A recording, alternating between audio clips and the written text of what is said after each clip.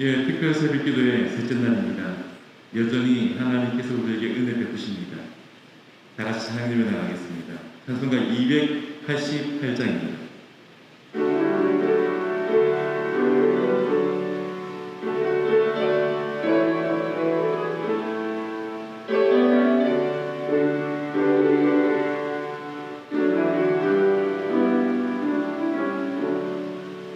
예수를 나의 구주사고 성령과 비로소 거듭나니 이 세상에서 내 영혼이 하늘의 영광 누리도다. 이것이 나의 간증이요 이것이 나의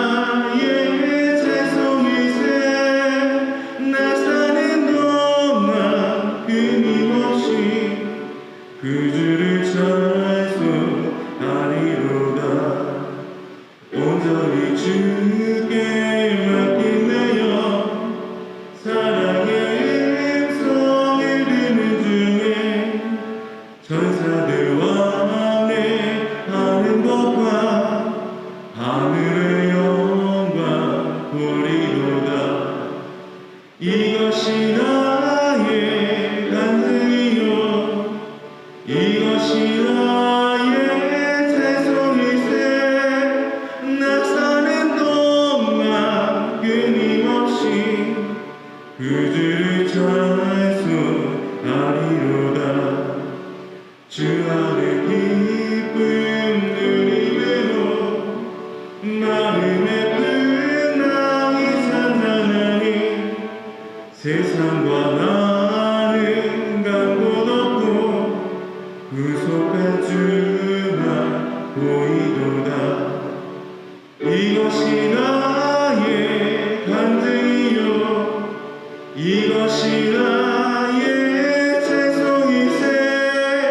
나 사는 동안 끊임없이 그 주를 찬송하리로다.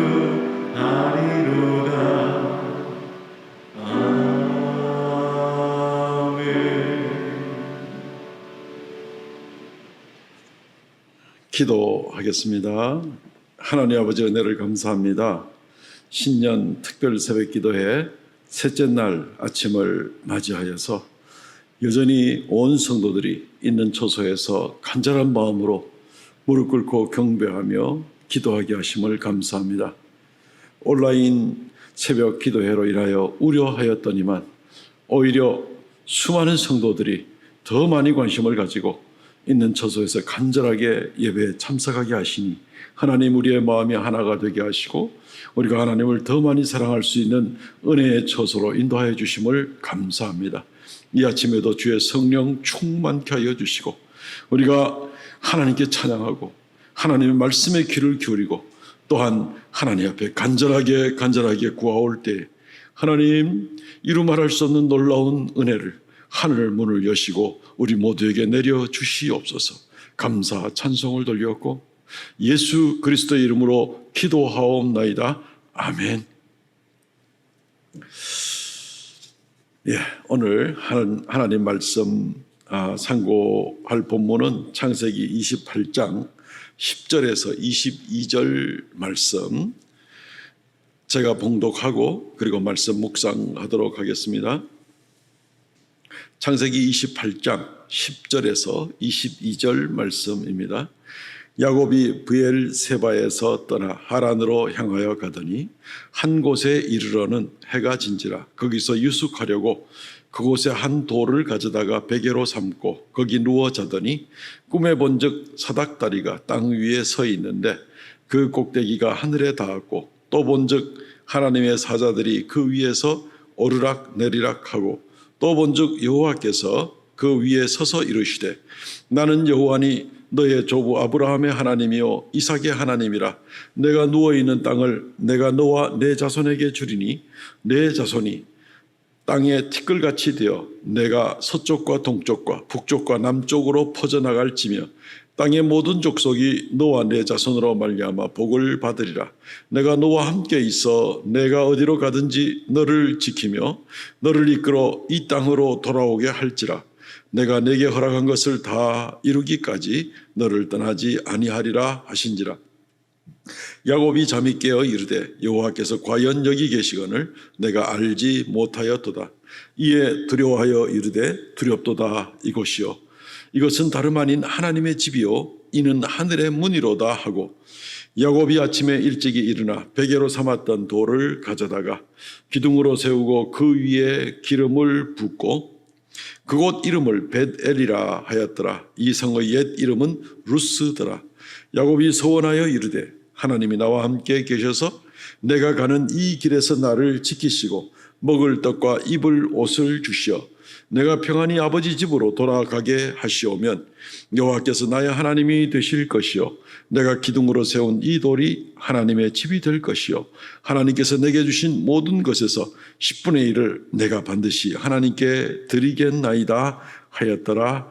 아멘. 오늘 이 말씀 중심으로 베델로 올라가라라는 제목으로 하나님 말씀을 증거하겠습니다.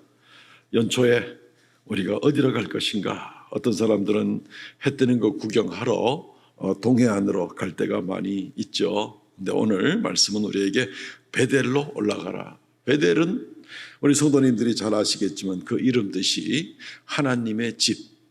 베이트는 집이고 엘은 하나님에 대한 약어입니다. 그래서 베델은 하나님의 집, 하나님의 집으로 올라가라.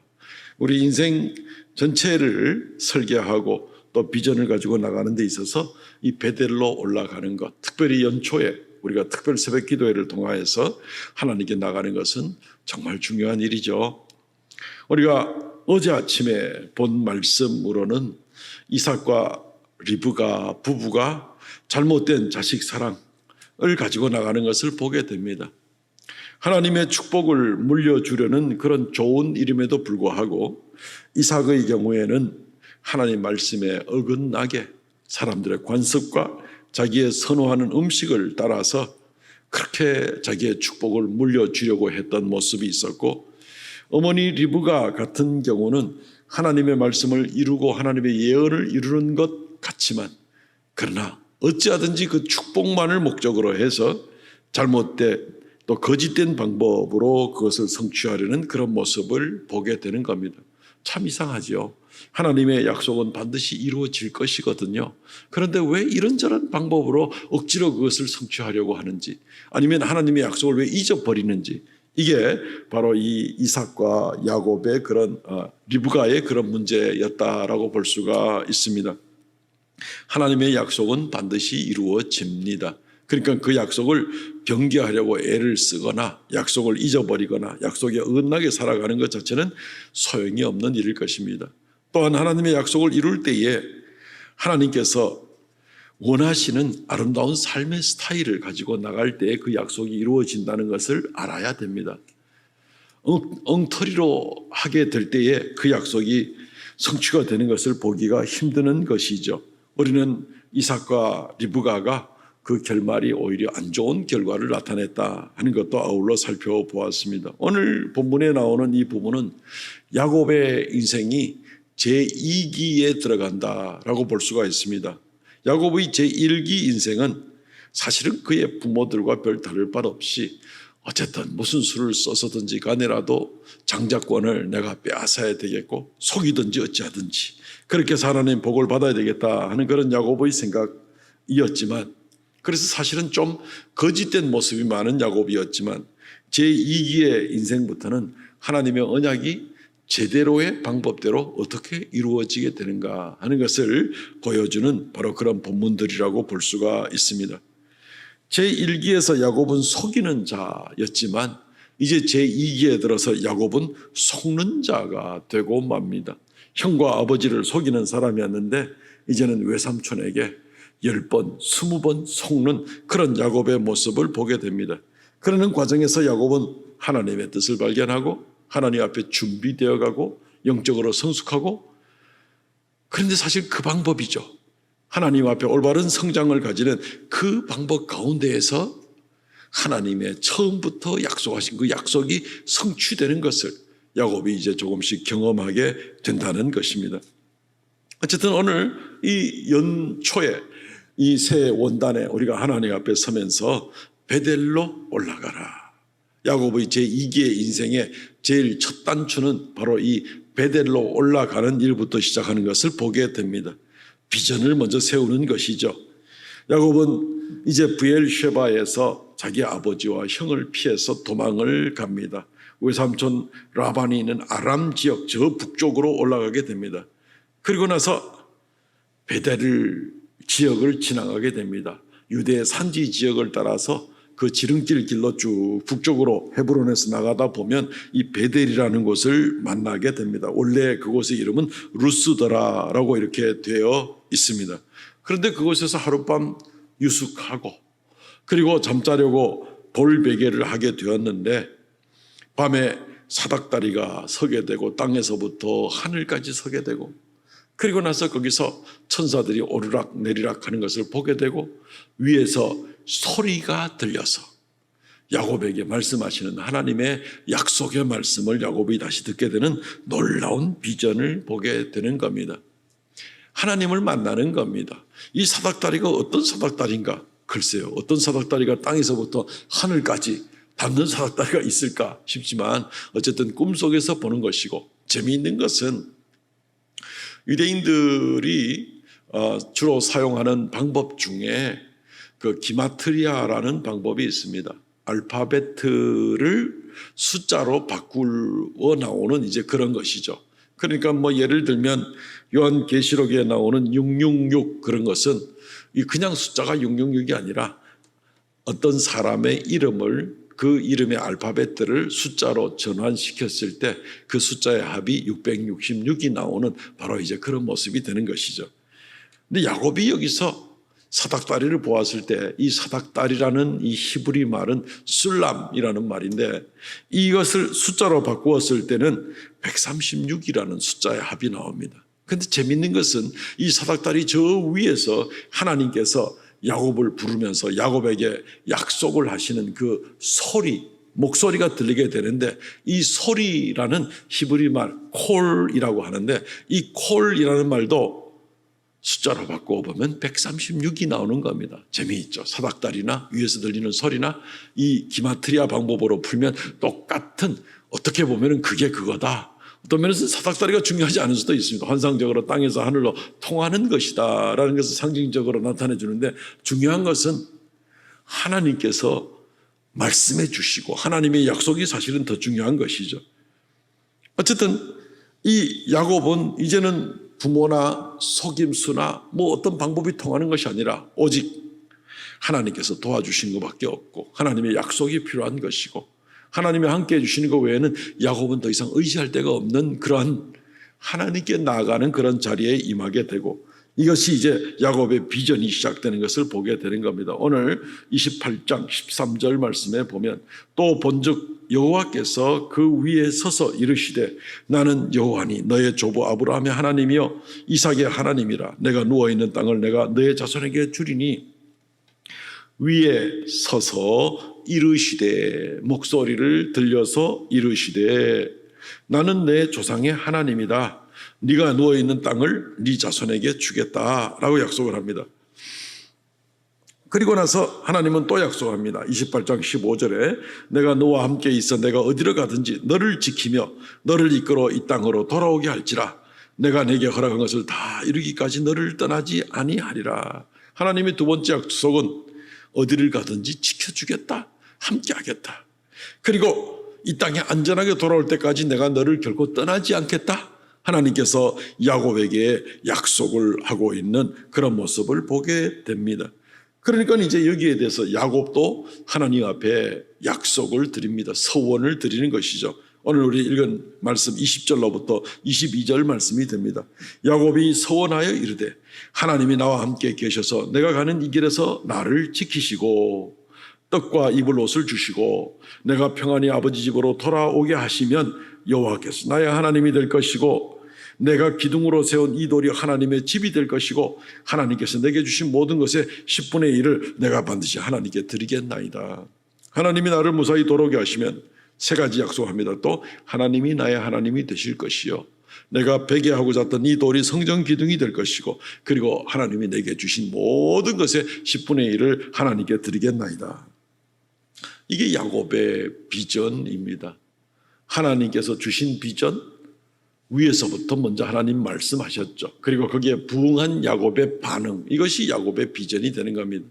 비전이라는 것을 올해는 내가 뭘 하겠습니다, 내가 마음만 먹는 걸로, 이런 비전이 아니라 위에서부터 내려오는 비전, 하나님께서 내게 원하시는 비전, 이것이 참된 비전이죠.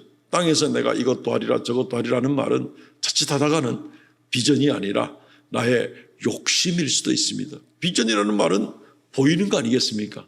존재하는 게 보이는 겁니다. 그냥 단순한 내 꿈이다, 내가 뭘 하고 싶다, 이게 아니라 비전이라는 것은 감추어졌던 것이 보여지는 겁니다. 하나님께서 보이지 않는 섭리와 하나님의 약속과 언약이 우리에게 보여지는 겁니다. 그러니까 위에서부터 내려오는 게 비전이 맞습니다. 우리가 말씀을 들을 때 기도 가운데 하나님께서 우리에게 깨닫게 해주셔서 세워지는 그런 비전을 우리가 비전이라 하는 것이지, 올해 나의 각오, 이것이 그냥 나의 비전이다, 조금 다른 겁니다. 우리가 이 부분을 생각해야 되는 겁니다. 하나님께서 야곱에게 비전을 주셨고, 야곱은 거기에 대한 반응입니다.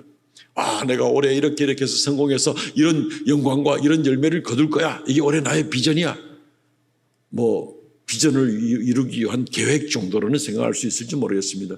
구체적인 비전, 궁극적인 핵심적인 그 비전이라는 것은 하나님께서 네가 어디를 가든지 내가 함께 하겠다, 내가 이런 약속을 너에게 주겠다, 그리고 내가 끝까지 지켜주어서 너를 떠나지 아니하겠다 하는 약속에 대한 감사로서 내가 하나님에게 어떻게 하겠습니다. 여호와 하나님이 나의 하나님인 것을 내가 온 세상에 증거할 것이고, 내가 세웠던 이 돌베개를 가지고 내가 하나님 앞에 성전을 지어드릴 것이고, 나에게 주어진 것들로 말미암아 11조 예물을 하나님께 드릴 것이고, 이게 야곱의 비전이 되는 겁니다. 오늘날 일반적으로 생각하는 비전과 조금 다를 수가 있죠. 그렇게 느껴지죠. 하나님의 약속에 대한 올해의 나의 반응, 하나님에 대한 올해의 나의 반응이 어떤 것이, 이것이 우리의 비전이 되어야 되는 겁니다. 내가 주인공이 돼가지고 이것도 저것도 하리라가 아니라 하나님이 나를 통하여 이루시고자 하는 일들에 대해서 내가 어떻게 반응을 하느냐, 이것이 우리의 올바른 비전의 중심이 돼야 되는 것이죠.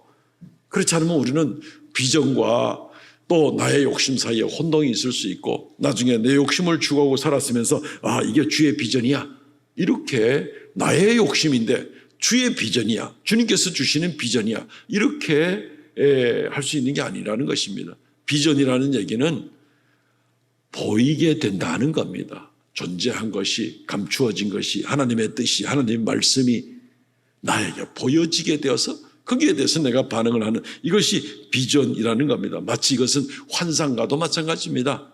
이사야서 1장 1절에 아모스의 아들 이사야가 본 비전이라 하존 이샤야후 그러는데, 이사야가 본 환상이다, 이사야가 본 비전이다, 하나님께서 보여주고자 하는 것을 내가 보게 되는 것, 그리고 그거에 대한 반응을 가지고 나가는 것, 이것이 참된 비전과 그런 우리의 입장이라고 볼 수가 있을 것입니다. 사랑하는 성도 여러분, 올 한 해 동안 우리는 어떤 비전을 가지고 나가기 원하십니까?